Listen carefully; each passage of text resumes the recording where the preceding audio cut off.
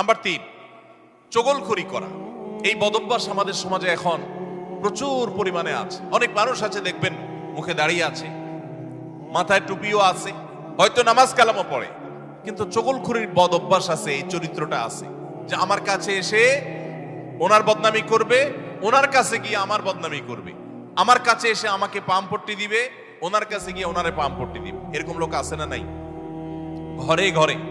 আল্লাহ মাফ করুন, আমাদের অনেকের মধ্যে এই চরিত্রটা আছে না নাই? নবী করিম সাল্লাল্লাহু আলাইহি সাল্লাম এই চগলখড়ি সম্পর্কে সহিহ মুসলিম বর্ণিত হাদিসে বলেছেন, লা ইয়াদখুলুল জান্নাতা নাম্মাম, চগলখড় জান্নাতে প্রবেশ করবে না। জান্নাতে প্রবেশের ক্ষেত্রে আরেকটি বড় বাধা, আরেকটি বড় দেয়াল, আরেকটি বড় প্রাচীর হলো এই চগলখড়ির চরিত্র। ভাইরা আমার, আসুন তওবা করি, চগলখড়ি করব না। কারোর ভালো কিছু পেলে সেটা তার পেছনে অন্যদের কাছে বলবো, আর মন্দ কিছু হলে তার সামনে বলবো।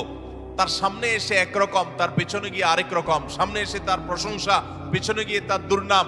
এই দুশ্চরিত্র অনেক অনেক নেকামলকারী মানুষ, নামাজ কালাম ওয়ালা মানুষ, জিকির আজকার ওয়ালা মানুষ, অনেক ইসলামের কাজ করেওয়ালা মানুষ, দাওয়াতের কাজ করেওয়ালা মানুষ, তাদের মধ্যে এই বদভ্যাস, এই দুশ্চরিত্র, এই খারাপ জিনিস আছে। ভাইরা আমার, আমরা বেশিরভাগ মানুষ চুরি করি না, ডাকাতি করি না, মদ খাই না, মানুষ হত্যা করি না, জেনা করি না, খুন খারাপি করি না, ছিনতাই রাহাজানি করি না। বেশিরভাগ মানুষ এই মাহফিলে আমরা যারা আছি, আমার কথা যারা শুনছেন, বেশিরভাগ মানুষই এই মোটা মোটা বড় বড় অপরাধগুলো আমরা করি না।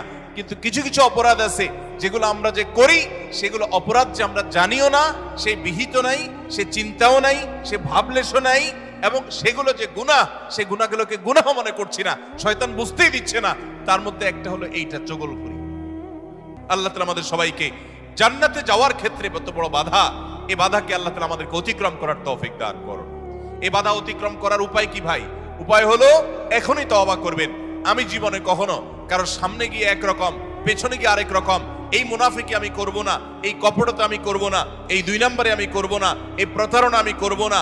কোন মানুষের সামনে গিয়ে ভালো সাজবো, পেছনে গিয়ে দুর্নাম করব না, আরেকজনের কাছে গিয়ে তার দুর্নাম করা, আর আবার তার কাছে গিয়ে আরেকজনের দুর্নাম করা, অর্থাৎ দুজনের মধ্যে লাগালাগি করে দেওয়ার জন্য যে ভূমিকা, সেই ভূমিকা অবতীর্ণ হওয়া। এই চগলখড়ি, এটা হলো জান্নাতে যাওয়ার ক্ষেত্রে তৃতীয় বড় বাধা। চগলখড়, সে জান্নাতে নো এন্ট্রি থাকবে।